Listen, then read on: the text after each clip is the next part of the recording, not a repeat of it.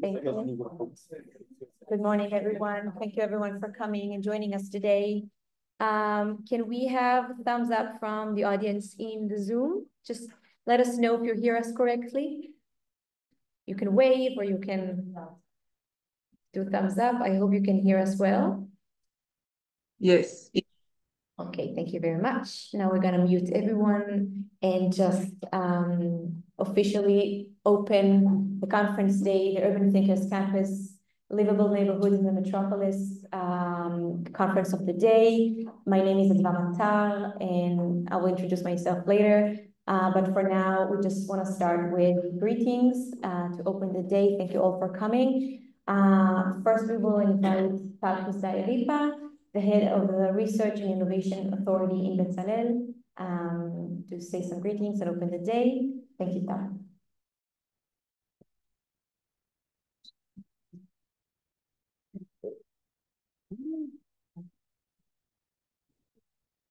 Okay. Yeah. Good morning, everyone. It's a true honor to welcome you to Bezalel's Jack Joseph and Morton Mandel campus here in Jerusalem City Center for the second day of the Urban Thinkers Campus Conference. As we dive into the theme of livable neighborhoods in the metropolis, a topic of growing importance as we rethink how cities thrive amidst the pressure of expansion and modernization. I am thrilled to open this conference, seeing such a dynamic mix of urban planners, architects, researchers, policymakers, and community leaders here today reminds us of the interdisciplinary commitment needed to shape urban environments that are not only functional, but genuinely livable. This gathering is a vital part of UN's Habitat Urban Thinkers Campus series, a global initiative that unites experts from all over the world in an effort to create cities that put people and the planet first. It is especially meaningful for us to host this conference in Jerusalem, a city of rich history, culture, and complexity, making it a fitting backdrop as we examine the role of heritage in modern city planning. At Bezalel, we believe that design is a powerful force for positive change, especially in urban contexts. Our research, education, and projects increasingly focus on how art and design can evaluate the quality of life within our cities. We ask ourselves, how do we honor a city's cultural legacy while accommodating growth and innovation? How can we create green, inclusive spaces that foster well-being in the community? Today's conference invites us to explore these questions together, sharing insights and gathering solutions that can put into practice here in Jerusalem and beyond. I'd like to take a moment to thank everyone who made this event possible. A sincere thank you to UN Habitat Urban Thinkers Initiative for creating this global platform where we can gather and share ideas and strategies. Thank you as well to our partners from the Liebling Haus and the Ministry of Construction and Housing for your support and partnership. I'd also like to extend my gratitude to the wonderful team here at Bezalel School of Architecture, Adva, Mike, Els, and the rest of the team. Your dedication and hard work has been invaluable for bringing this conference to life. And of course, my thanks goes to each of you, our participants. Your expertise, insights, and commitment to sustainable urbanism are what will make today's discussion fruitful and impactful. Together, we have the opportunity to reimagine how cities can evolve and meet demands of the future while preserving their unique identities and values. Enjoy today. Thank you very much. I'm going to invite now Professor Elizabeth Barkel, the head of Architecture School here in Bezalel, to say her greetings. Thank you, Ez. Good morning, everyone, and welcome to the Livable Neighborhoods Conference. It's a great pleasure to see you all here. I would like to point out that we at the School of Architecture are dedicating the whole year, the academic year, to rethinking the principles of the Garden City that was conceived by Sir Patrick Geddes for Tel Aviv, and how they can still be relevant today, and not only today, for the future of the city and the metropolis. So it's basically a challenge of both enlarging in scale, but also thinking towards future challenges, not only looking at today's challenges of the city, but also at what may be the future challenges, such as instability, conflict, as we are experiencing right now, climate change, densification. which are factors that are going to continue being part of the future of our cities. And I believe that principles that were conceived for the Garden City that was really already 100 years ago relevant, are still relevant, but require rethinking, require translation to what's happening to us in the 21st century here and all over the world. What I'd also like to point out, we have here a group of students who are very diverse in different study programs. The School of Architecture has a program in architecture, landscape architecture, and urban design. They're all here. We are taking this very seriously, and it is an opportunity for us to think across these different fields of expertise. And I believe that this day of study is really challenging us to do so, to understand that when we talk about environments today, we cannot just look at the build space, we need to look at the open space, and we need to know to think in a multi-scalar way, which is what this meeting is about. It is also an extremely extraordinary meeting of different bodies in trying to advance the new urban agenda within Israel and globally. We have here the public sector, we have academia, we have practitioners, and we have the framework of the Human Habitats and the Urban Thinkers Campus, which allow us to really broaden our perspective on these things. So I join Tal in thanking the team, in thanking our partners, Liebling Haus, Tel Aviv municipality, the Ministry of Housing and Construction, and the Human Habitat Urban Thinkers Campus initiative for making this possible. And I see this only as the beginning of longer conversation that I hope can be continued. Thank you very much.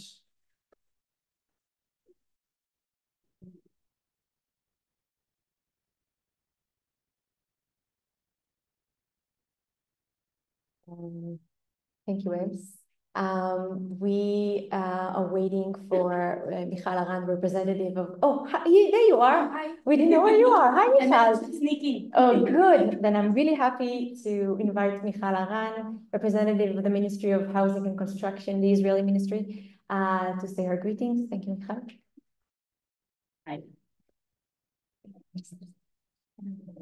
Except for what I wear, I can be one of the students here, right? Yes. So hi, and nice to see you, everyone. And my name is Michal, as you already mentioned. I'm here for a short while. It's been very chaotic and problematic and challenging working these days after 7th of October, but we find the strategic research and the urban new agenda a very, very important issue. So I managed to come here for a short while, but I'm here to say this is an important issue that we need to enlarge. So we started with a major research that we do in collaboration with the Bezalel Institute here together as the ministry about densification, which is a main issue that we are focusing and challenging today in the Israeli agenda. This is a strategic issue that we all need to think about how to manage better and more efficiently. We do it so with, as you know, with through UN Habitat scope. And also we have other countries that are collaborating with us, as you know, Korea, we have Netherlands, and we also have Rwanda. Thank you for that. It's been difficult to come here with all the traffic. So basically, yeah, this is one of the major research. We already have very important results from the main research, and we were really happy about maybe showing it in Cairo. But unfortunately, due to this situation, the political situation at the moment, it was a bit of problematic for us to make a delegation as we wanted and as we thought that we would do 1 year ago, when we sat in the room and talked about the research. But still, I think it's a very important research, and that will be a time for us to show it and the results. We are planning also in the ministry to have with the DG going to South Korea as well, and to show and to see how we can in future research, maybe a follow-up research to one that we show here. I think this research actually shows us that we need to look different at the way we manage our land here in Israel, which is in shortage. And the main focuses that are already starting to build some policy tools that we are thinking about in our ministry, but we will need a collaboration also with the municipalities and other ministries as well, because this is a very multidisciplinary issue. And it's not just for our ministries, for different type of ministries as well. And I think the current situation in Israel is actually encouraging us to do so and faster. So thank you very much for everyone for coming here. I'm happy to be here myself. I'm sorry that I have to leave in a while. We are going to fight with constructors at the moment. And thank you all and have a good day.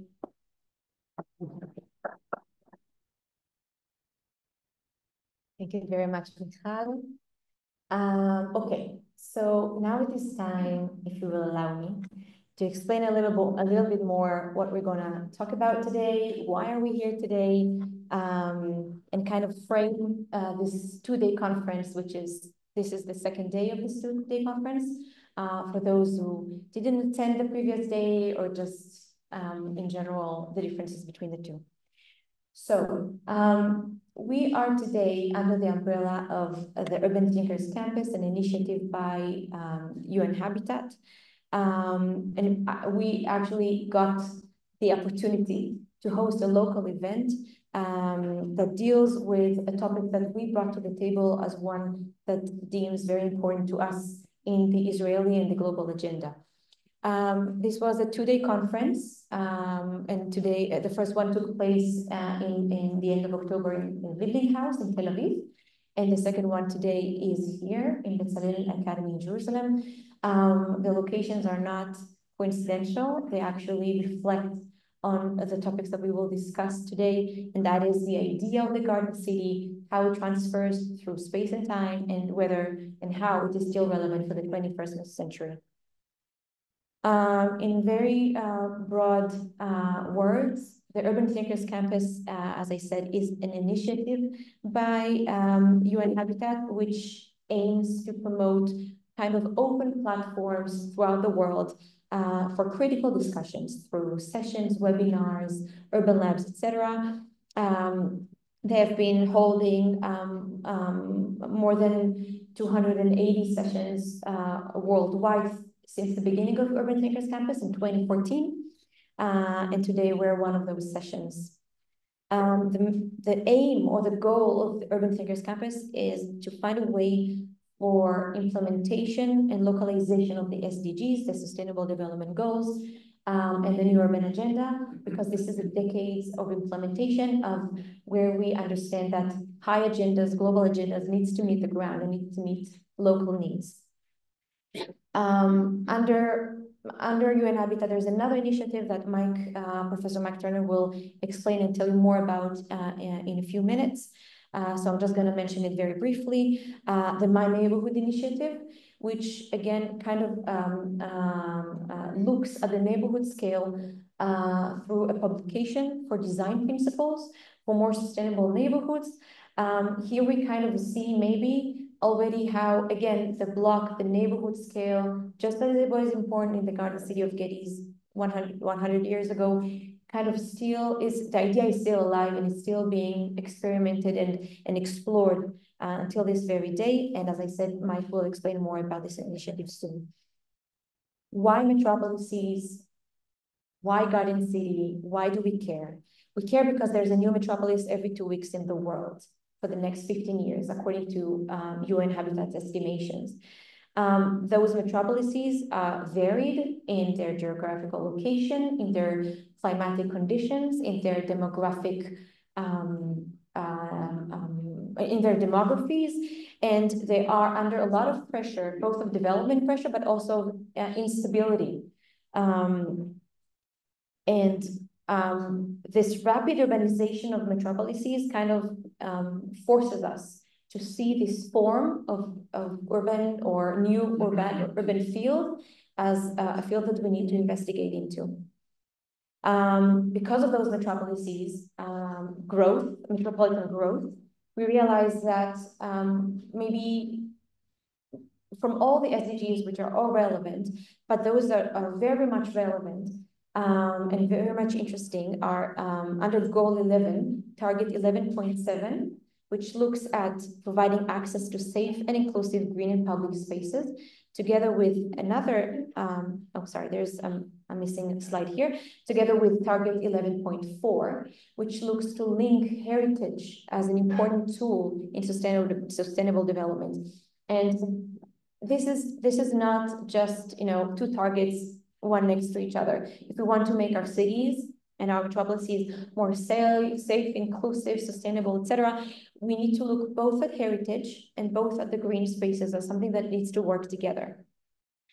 This is why we initiated in the past year Metropolis Tel Aviv, a project under the Metropolis Consortium, which brings together the Bezalel Academy, TU Delft in the Netherlands, Tel Aviv Yafo Municipality, and the Metropolis Consortium, which is a UN Habitat Metro Hub project. And under this project, we were looking into the heritage of the green as a special tool, as a special sustainable tool, a potential one for the metropolis, the biggest metropolis in Israel. This is where we get into gates and the context of the Garden City, because we have a very rich heritage and legacy of the Garden City in the metropolis of Tel Aviv, which actually didn't just affect the core of Tel Aviv, the White City, which we all know was recognized, as part of the Garden City planning.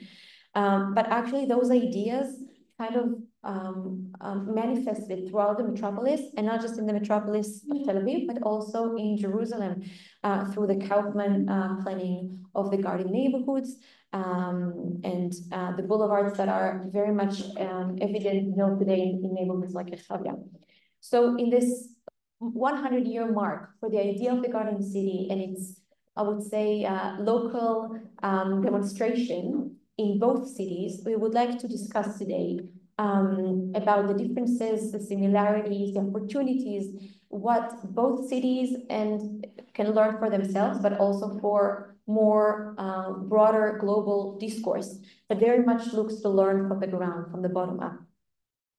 I want to thank you all very much for joining us today, and I want to acknowledge all the partners that came together to make the conference happen. Thank you so much for that. And now we will move to the keynote lecture of the morning session by Professor Mike Turner from Bezalel Academy. Thank you very much.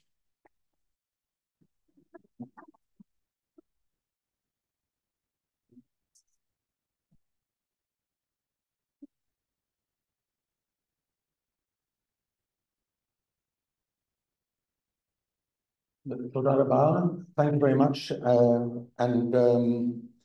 It's a great pleasure to try to think about the issues of livable neighborhoods in the metropolis.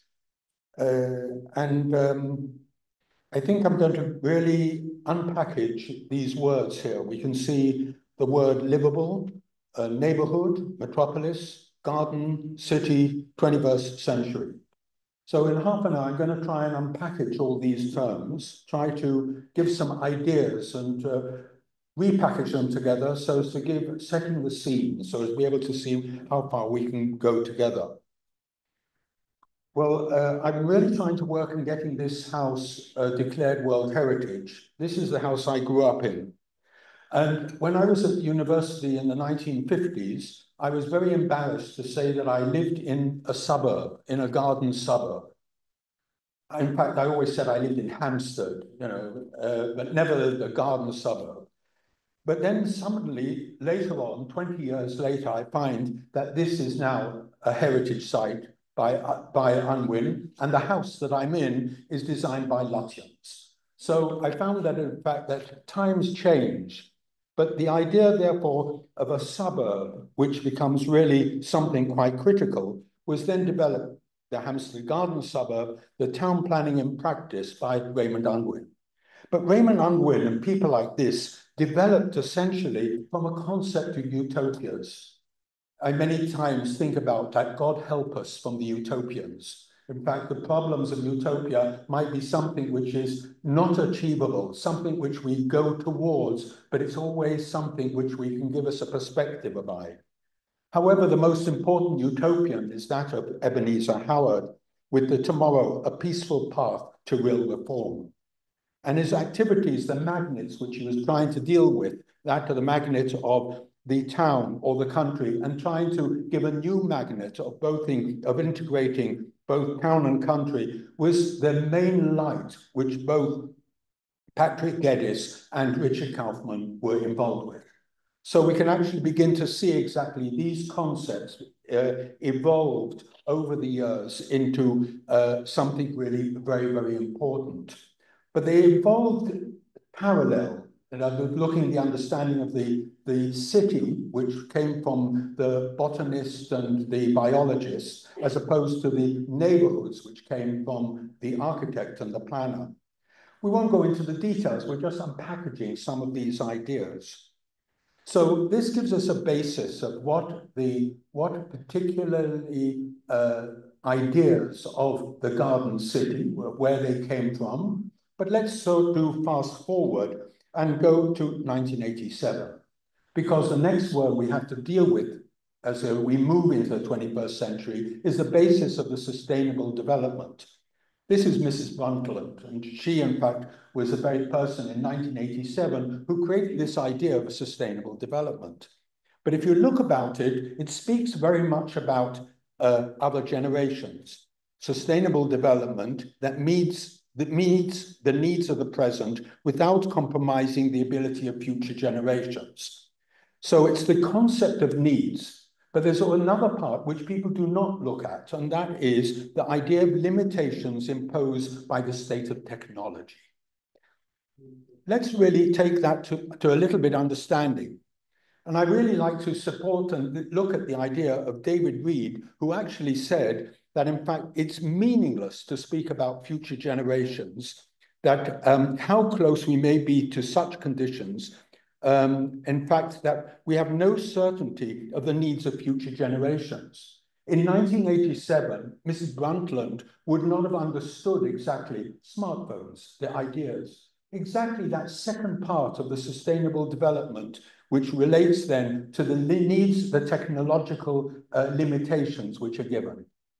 Well, this is very important. Let's just put this on thoughts, because we'll then use this part to understand the idea of temporal, the idea of time in sustainable development as we move on. So the first issue which we're dealing with is the speed of change. The speed of change is something which is quite amazing. But we deal with urban fabric, there's different sorts of change. I can change my clothes each day. The interiors of my house, perhaps I can change every other year. Our neighborhoods, perhaps we might be able to move ourselves. Monuments are a little bit difficult, and the cities really takes time.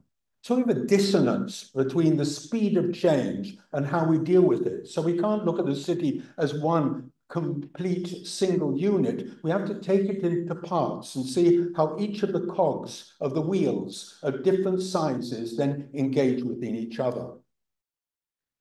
So if we start off in 1987, there are two other points on the list that I think that we should look at, and that's 2007 and 2032.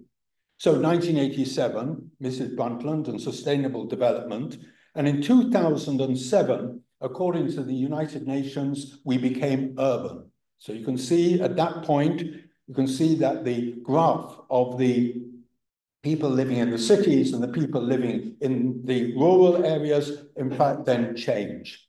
But I've added on this drawing yet another line, and that is then of the metropolis. In other words, what we're looking at, and this is something which Adva spoke previously, is that by 2032, most of the urban people will be living in forms of a metropolises. And we have to realize that a metropolis is not a large city in the same way as a city is not just a group of buildings. And we have to begin to understand, therefore, that there's a metamorphosis takes place, which we have to then change our way of thinking. So after 2007, the world became then involved to try to understand what is urban heritage. How do we change our urban thinking beyond the group of buildings? And the first document which we're looking at is that of the UNESCO 2011 recommendation on the historic urban landscape. And already we are beginning to look at the historic layering, cultural and natural values, and the wider context, including the topography and all these parts, which goes beyond the notion of a historic center or ensemble to include the broader urban context and geographic setting. In other words, the importance of not just simply looking at a conservation area, that is turning the city into a monument. It must be part and parcel of what would be called the broader urban context and its geographic settings. So the next part, which started to then deal with this urbanism from 2007, this metamorphosis which took place, was the basis for the Sustainable Development Goals. The Sustainable Development Goals looked, therefore, for us, looking at it at Goal 11 currently, still, looked at the particular challenges which took place, but also then some of the solutions which were then being presented. And so between 2011, the historic urban landscape, we then get the activities which then generate the Sustainable Development Goals. And of course, it's still very silo-orientated. We're now thinking about what's going to happen after this Sustainable Development Goals in another 6 years' time. And there's already people, how do we reintegrate what is happening? It's still quite silo-orientated. So target 11, goal 11, which makes cities and human settlements inclusive, safe, resilient, and sustainable, essentially the goal which has a series of targets. So we're looking at 4 targets, which I would like to expand on what Adva said, and in groups of 2. So the first one looks at inclusivity of sustainable urbanization and protecting cultural and natural heritage. There's no goal to protect cultural and natural heritage. It's a target. It's a target, in other words, it is to protect the world's cultural and natural heritage, to make cities and human settlements inclusive, safe, resilient, and sustainable. In other words, it's a means to an end, not an end within itself. And when we begin to understand that it becomes a means to an end, we begin to then have a clearer view about how we then evaluate what we're doing for conservation. It's not a beauty contest, but it's something which is inherently in the DNA and the genes of our cities. So after the Sustainable Development Goals, which took place, then we begin to actually move on to the next part, and that is the new urban agenda. The new urban agenda, there's things which come top down and bottom up, which is what it is. So we have the Sustainable Development Goals as a top-down activity. And then each of the United Nations groups actually start detailing it. So if you're health, there's a group working on urban health. If it's UNEP, it's people working on environment. UNESCO is working on education, science, and culture. Each one is then still on a top-down process. We're bottom-up here. So what we have to do is to see what's happening here, but give sort of different views about what would take place.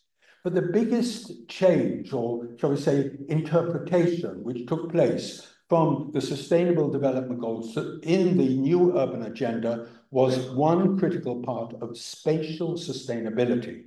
So up till now, we've had sustainability is social, economic, and environment. And we're always speaking about, well, are there other spheres to be added to? And the new urban agenda said there is spatial sustainability. So now this gives us now exactly the difference. On the first thing, we have temporal sustainability, which Mrs. Brundtland left us. That's sustainability in time. But we also have spatial sustainability, which is sustainability in place. So I have to balance needs from now and potentially for the next generation, which I have no idea what they are going to need. But I also have to balance between space. between the city and its region, between the region and the periphery. So each area has to have a balance of sustainability, and this is the critical challenge that we have to deal with. I would just look about then the generations. Mannheim was, in 1923, was the main text which spoke about the idea of the problem of generations. And he looked at generation location or generation as actuality, like the baby boom generation. I don't know whether this will also happen after this war as well. You have sort of patterns which come along and they affect people. Or we can have by location. Yeah, this is a generation from Otef Aza. Or then we've got a generational unit. But the idea, therefore, of generation needs to be carefully understood. And Mannheim gave us some really interesting guidelines about how we might want to think about the temporal part of it. Generations could be technology, and it's hardly 1 year. So generations are no longer this biblical idea of 30 years, 30-year cycle, but something much more detailed. So I think that leaving that aside, because everybody speaks about the temporal sustainability, what we have to do is to look, therefore, at the spatial sustainability. So the spatial sustainability is then based on understanding urban-rural linkages. So there's a lot of text. So those of us who are in studios or students should start looking at what these texts. We don't have to have the wheel again. We have to stand on the shoulders of the giants. This is the way that we have to then do better rather than starting from zero. So urban-rural linkages, the discourse currently on urbanization must depart from the traditional and outdated dichotomy of urban and rural. In order for urban and rural areas to be sustainable, they must develop in tandem. Inequalities must be reduced and the development gap bridged.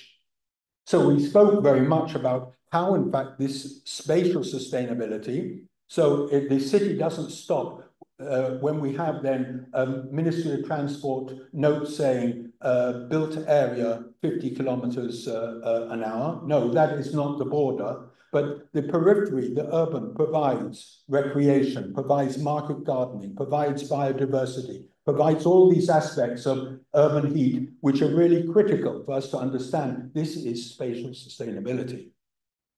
And of course, we can look at then the peri-urbanization in Europe. It's peri from perimeter. Okay, so to understand exactly what peri means is that the space around the urban areas, which merges into the rural landscape, a zone of innovation, knowledge-based and globalized enterprise. Very good.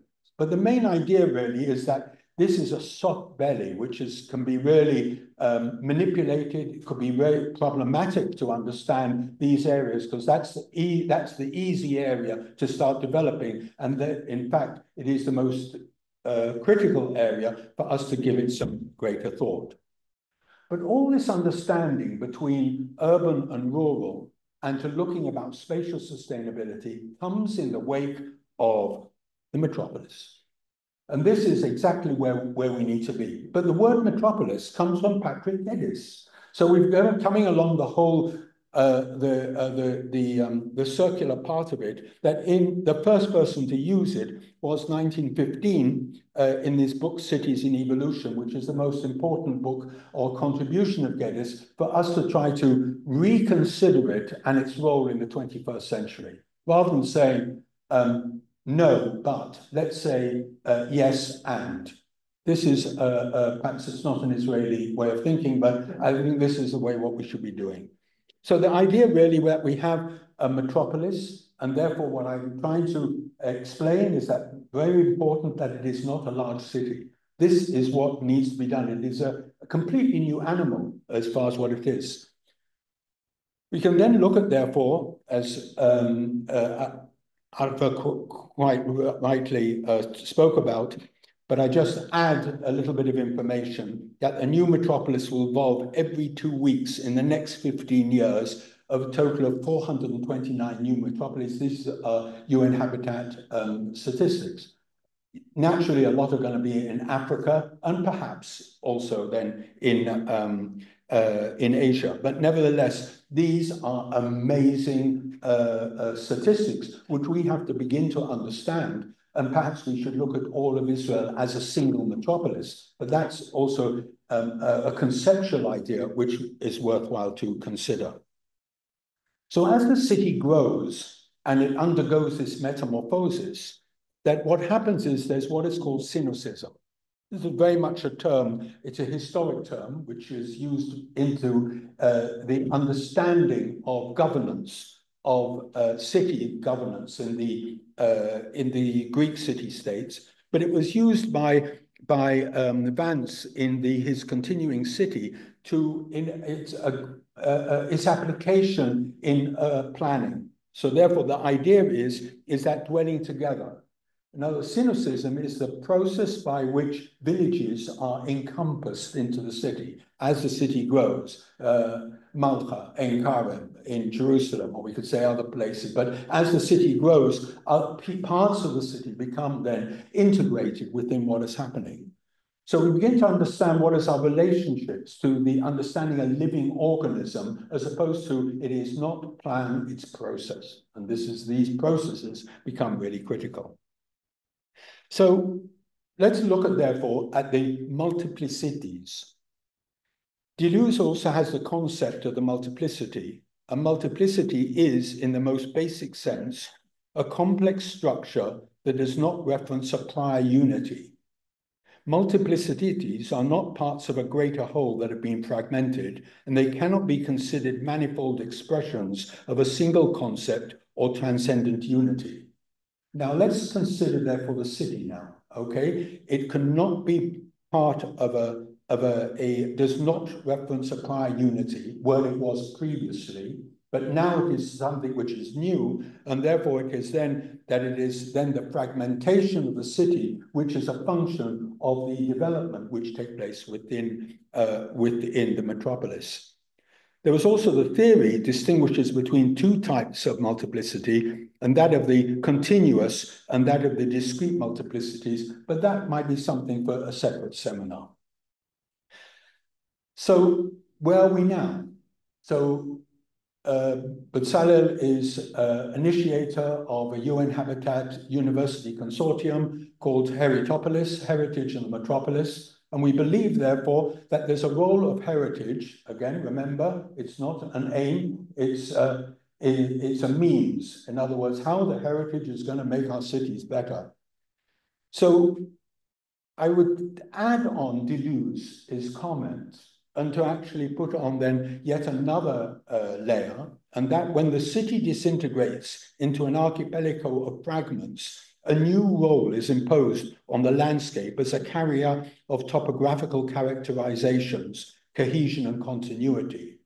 In other words, we begin to understand the city is now, and nothing is better than Tel Aviv to look at it, about the component parts. So the socioeconomic, the drama of socioeconomic parts, even in Jerusalem, because of the topographical parts, topographical considerations which is made here, which creates, therefore, individuality and parts which often take place. So it is localizing the metropolis. One of the things which we're looking at is top down and bottom up, is in fact our role here in this room is to localize these activities, to also to critique what is happening come top down, but it's also relate to it, which is so very important. So, which means then yet another issue which we have to then deal with, and that is linking nature and culture. And this is a mantra which is taking place now. What does it really mean? I'm not too sure. I'm pleased I can see Elisa here, who is going to help us to manage how urban landscape is even addressed. But there is, in fact, already the IUCN, the people of nature are far more active than the people of culture, if I would already say that there's different groups of people. They are there. They've created the environmental impact assessment. They're the people who created the Urban Alliance. People in culture, no, they're sort of right behind. We sort of fall in the wake of the people dealing with nature.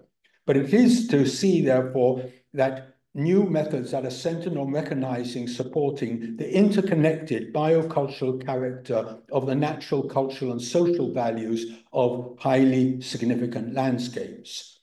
But specifically, there is what's called IUCN, again, not ICOMOS, not the International Council of Monuments and Sites, but IUCN, the people dealing with nature. They've got urban protected areas.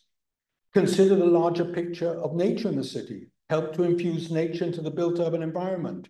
Work to break down the cultural barriers between natural and urban. And here we can look at both Geddes and Kaufman. This is where we have got then the challenge for the next stage. Which brings us on to the last part. So the last part really deals with identity. Because if, in fact, we're looking at that, how we have this large area, which is now an archipelago of fragmentation, how do we then create the details of identification which we would like to give? I've sort of thought and put in my own ideas that there's place, language, religion, genes, culture.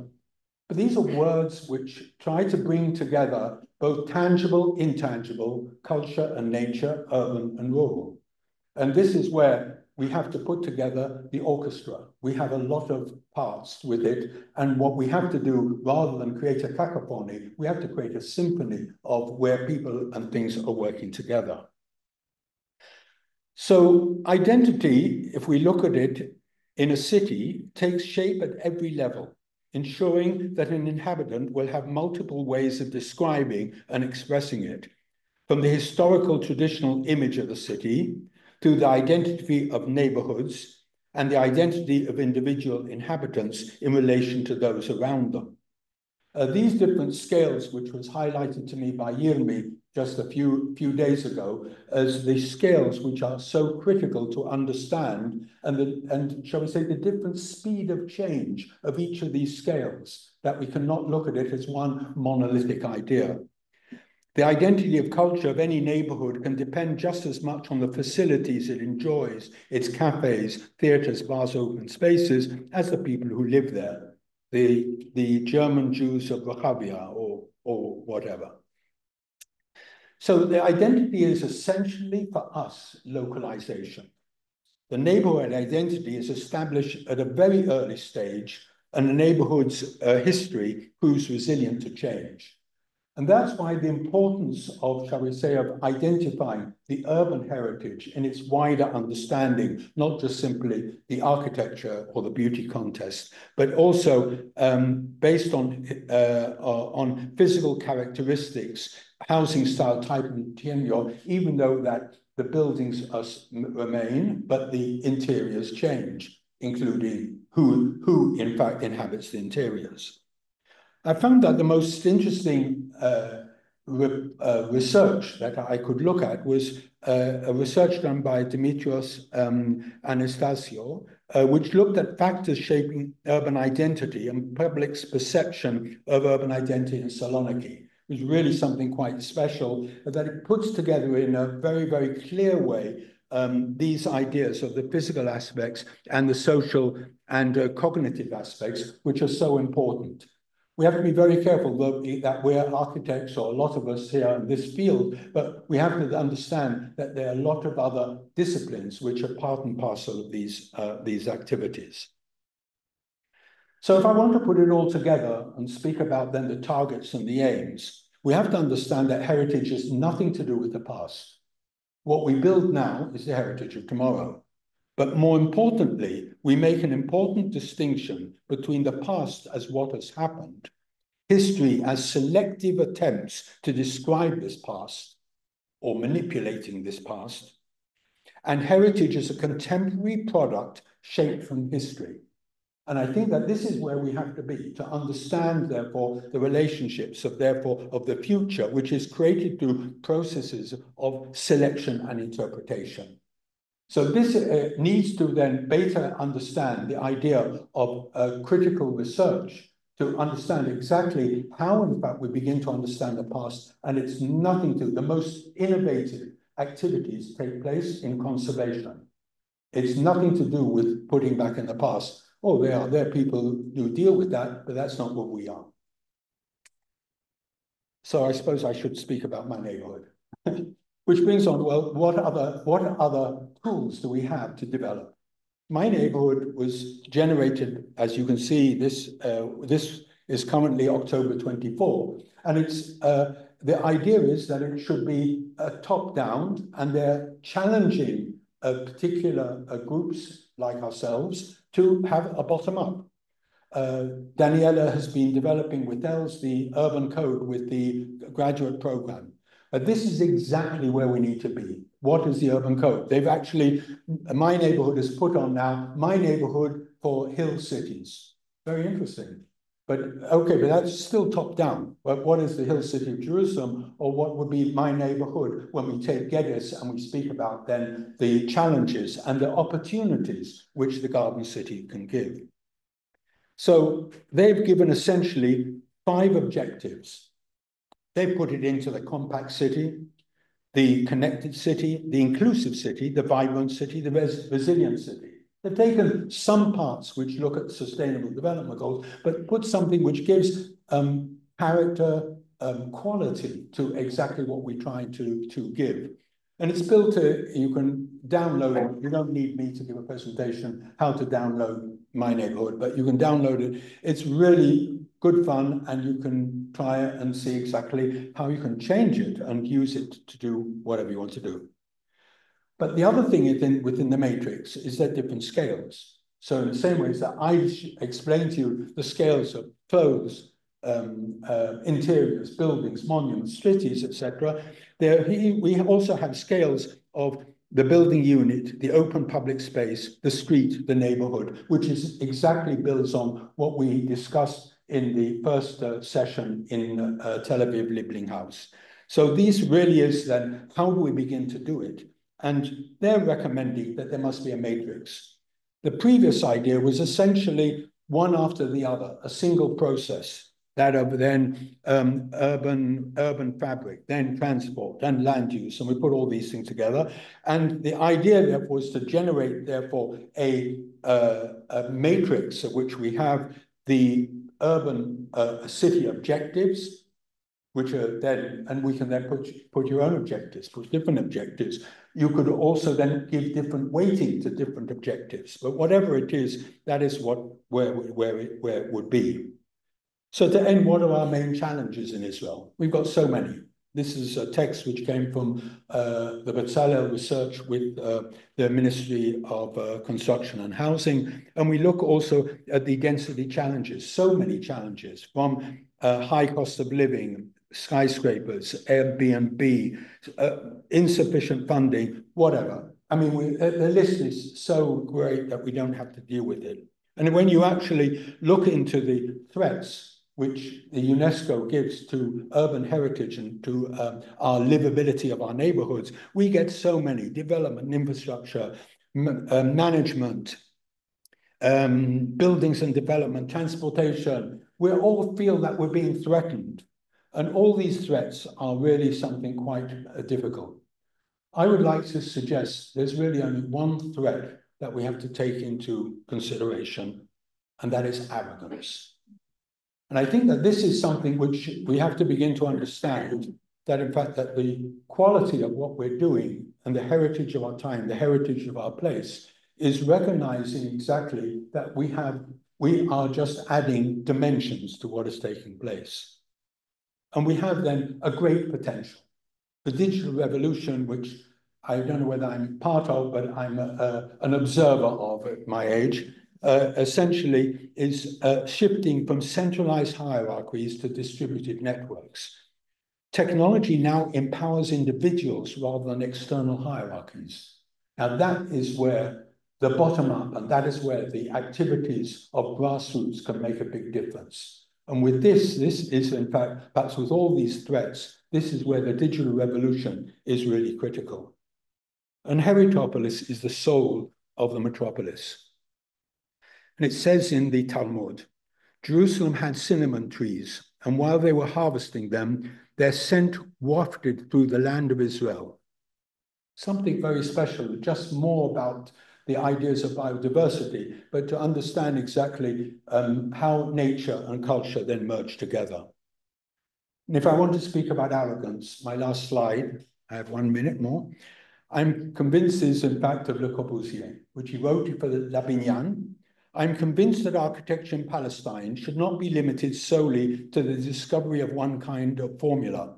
Rather, one should seek the basic elements leading to architecture, which is not only functional, but also in keeping with the spirit of time and of history. The problems encountered when confronting concrete and iron skeletons demand initiative, modesty, and a respect for one's fellow man and for the sacred. Thank you.